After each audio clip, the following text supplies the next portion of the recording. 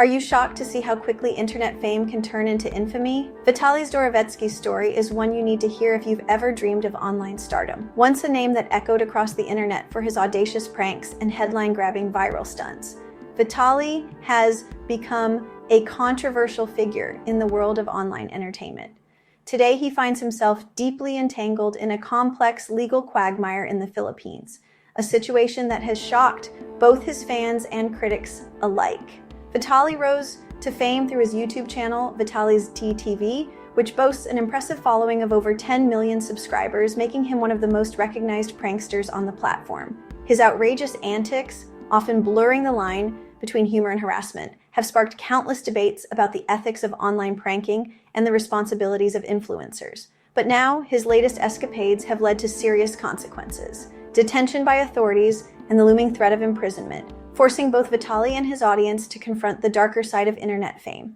In April 2025, during a live stream in Bonifacio Global City, Manila, Vitaly was seen engaging in several disruptive acts, attempting to kiss and grab a security guard, trying to seize the guard's service firearm, taking unauthorized photos of security personnel, mocking security guards on camera, and vlogging in public without the necessary permits. Vitaly's latest stunt quickly spiraled out of control, drawing the immediate attention of local authorities and bystanders alike. What began as a seemingly harmless prank soon escalated into a chaotic scene, with crowds gathering and tensions rising on the busy Manila streets. The commotion was impossible to ignore, and within minutes, police officers and security personnel converged on the area, determined to restore order. On April 3, 2025, in the bustling district of Pasay City, Vitaly was apprehended by police officers. He was formally charged with public disturbance, resisting arrest, and violating immigration laws. Eyewitnesses reported that he initially tried to evade capture, weaving through traffic and causing further disruption before finally being subdued by law enforcement. The incident quickly made headlines, with footage of the arrest circulating widely on social media and local news outlets. According to law enforcement officials, this was not Vitaly's first brush with trouble in the Philippines. He had previously been warned about his disruptive behavior during earlier visits, but this time, authorities said, his actions posed a caricature of ours a pagchinki for in real checking on where it can threaten naked.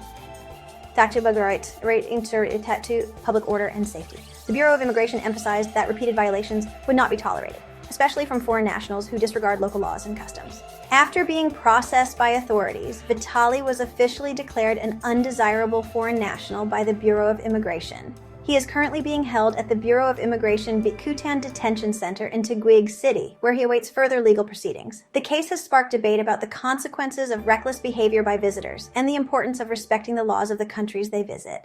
Vitaly now stands before the Philippine justice system, facing 3 separate counts of unjust vexation, each one a distinct charge that carries its own legal weight and consequences. The courtroom is tense, with every eye fixed on the proceedings as the charges are formally read out.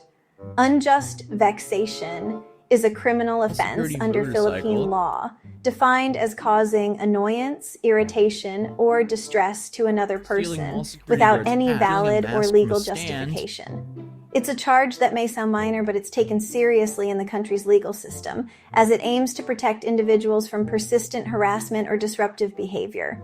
If found guilty, the penalties for unjust vexation can vary. The law allows for a minimum fine of up to 5,000 pesos, or imprisonment ranging from just 1 day to as much as 6 months for each count. In cases where the offense is considered aggravated, such as when it involves repeated acts or causes significant public disturbance, the sentence can be much harsher, potentially extending up to 18 months in prison. The court will weigh several factors before deciding on the final sentence. Aggravating circumstances, like a pattern of repeated offenses or actions that disrupt public order, can lead to a stiffer penalty. On the other hand, mitigating factors such as the defendant showing genuine remorse, cooperating with authorities, or having no prior criminal record might persuade the judge to impose a lighter sentence or even consider alternatives to jail time.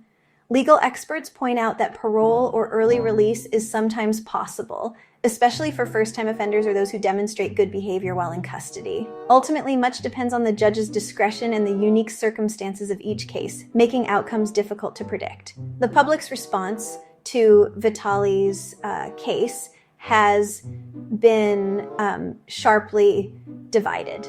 Some believe the charges are too harsh for what they see as a relatively minor offense, while others insist that the law must be enforced to deter ongoing harassment.